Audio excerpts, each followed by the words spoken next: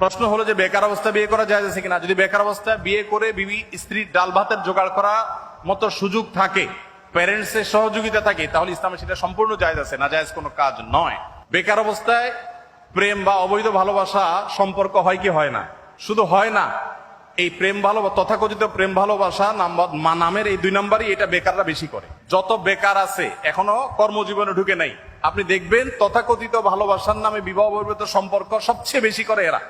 কারণ কাজ নাই, শয়তান তার মাথায় একটা আকাশ ঢুকায় দেয় এবং তাকে বিপদগামিতার দিকে নিয়ে যায়।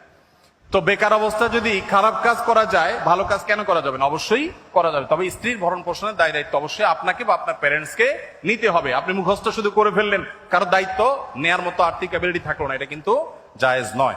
তো দৃষ্টিকে সংযত রাখার জন্য বিবাহ করার যেমন কার্যকর উপায় রয়েছে, এর যেরকম উপকারিতা রয়েছে, ঠিক একইভাবে আপনি যে পরিবেশে আছেন সেখানে প্রতিনিয়ত আত্মজিজ্ঞাসার মুখোমুখি করা নিজেকে, যে আমি কতটা নিজেকে নিয়ন্ত্রণ করতে পারছি। নিয়ন্ত্রণ করতে পারাটাই সার্থকতা। আর যা ইচ্ছা তা যেখানে যা আসলো দেখে ফেললাম, এটার মধ্যে কোনো সার্থকতা নেই।